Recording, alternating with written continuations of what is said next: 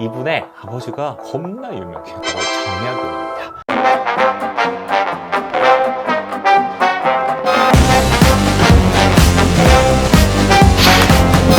안녕하세요. 문학의 일상화를 꿈꾸는 훈이쌤입니다. 반갑습니다. 자, 오늘은 이제 농가 월령가라는 작품을 한번 이야기해 보려고 합니다. 작가는 정학유거든요. 아마 뭐 작가 이름을 듣고 나 이 사람 알아 라고 하는 사람은 잘 없을 것 같아요. 근데 이분의 아버지가 진짜 속된 말로 겁나 유명해요. 겁나.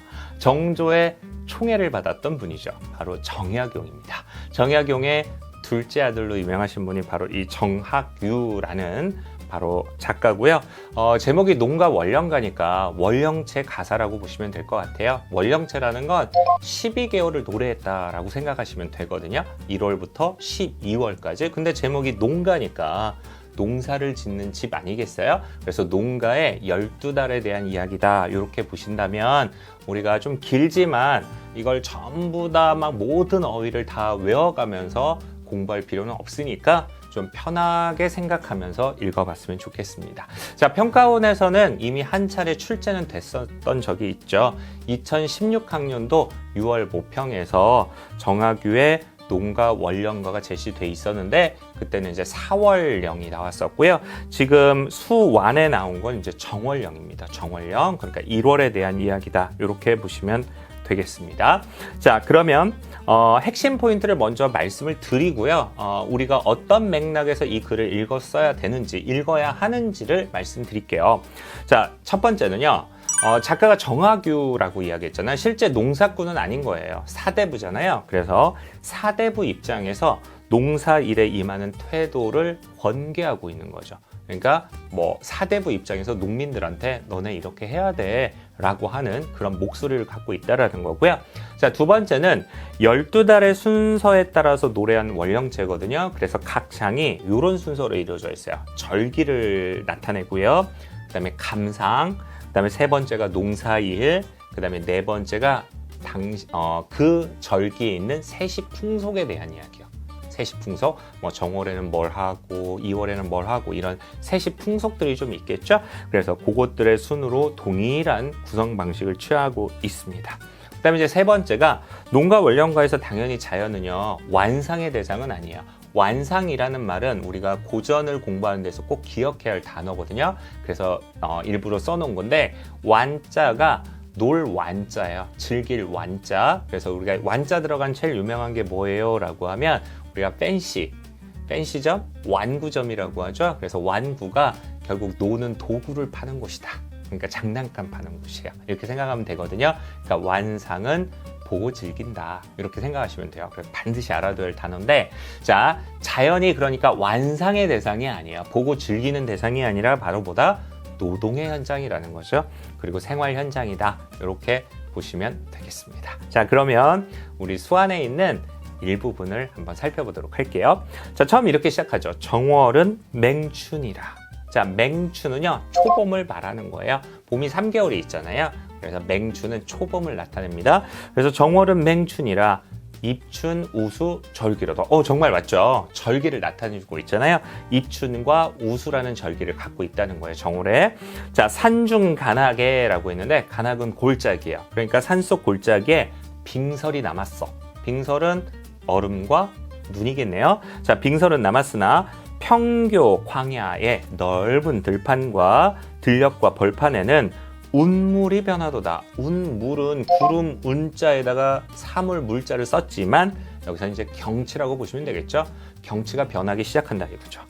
어와 우리 성상 애민 중농 하우시니 성상은 임금이죠. 우리 임금이 애민 중농이니까 백성을 사랑하고 농사를 중히 여긴다 이거겠죠. 이러시니 간측하신 권농 음융 윰융 방곡의 반포하니. 방곡은 방방곡곡이라고 많이 들어봤어요. 방방곡곡. 그렇죠? 그래서 간측하시는 간곡한, 그리고 권농윤음이라는 게 뭐냐면 권농이니까 농사를 권장하는 거예요. 그리고 윤음은 말씀이거든요. 그래서 농사를 권장하는 말씀을 방방곡곡에 반포하니, 즉 온 나라에 알려 펴니. 슬프다 농부들아, 아무리 무지한들 내 몸 이에 고사하고 성의를 어길소냐. 그러니까 너 몸에 이해관계를 말하지 않아도 고사하더라도 임금의 뜻을 어길래? 라고 이야기하는 거예요. 그러니까 뭐 하라는 거예요? 임금님이 권농했으니까 너네들 농사 열심히 지어 라는 이야기예요. 자, 그래서 산전수답 상반하여. 산정수답은 당연히 밭과 논이겠죠. 그래서 논을 반반해서 힘대로 하오라고 했고요. 일년 풍흉은 측량하지 못하여도 인력이 극진하면 천재는 면하라니. 그러니까 1년에 풍흉이니까 풍년이 들지 흉년이 들지는 헤아리지 못해요. 하지만 인력이 극진한다는 건 사람의 힘을 다 쏟으면 어떻다? 천재, 하늘의 재앙은 면할 수 있을 거라는 거죠. 뭐 어려운 내용 아니네요. 자, 그래서 제각각 권면하여 게을리 굴지 마라. 직접적으로 딱 말하고 있잖아.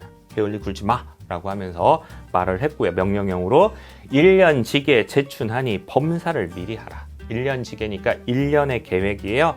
1년의 계획은 언제 있다? 봄에 있으니까 범사 모든 일을 뭐 해라? 미리 해라.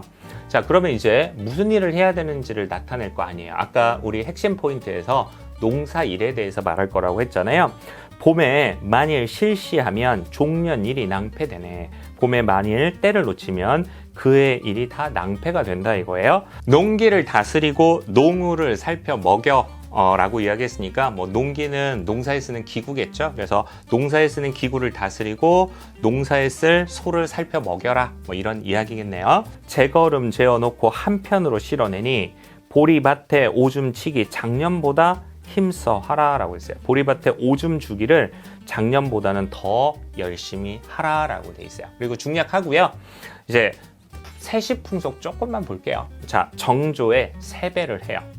정월에 우리 세배하잖아요. 절해야 되죠? 자, 그래서 정조의 세배함은 뭐라고 돼 있어? 도누한 풍속이라. 그래서 이제 세배 풍속을 이야기해 주네요. 새 의복을 떨쳐 입고 친척 일리 서로 찾아. 일리는 이웃입니다. 노소 남녀 아동까지 335 단일 적에 해석 안 해도 되겠죠? 와삭버섯 울긋불긋 물색이 번화하다. 뭐 입은 것 같아요? 그렇죠. 색동옷을 입은 거죠. 그래서 이제 설빔을 입었으니까 차림새가 좀 화려하다. 이렇게 보시면 되겠네요. 자, 그 다음에 산의 아이는요, 연을 띄워요. 그리고 계집아이는 너를 띈대요. 그렇죠. 노는 거죠. 윤노라 내기하기, 그 다음에 소년들 놀이로다. 이렇게 보시면 돼요. 그러니까 제가 아까 말씀을 드렸잖아요. 모든 령을 1월부터 12월까지 다 읽을 필요는 없을 거고요. 만약 어떤 달이 나오더라도 뭐 8월이 나와도 상관이 없겠네요. 아까 우리 순서 있었잖아요.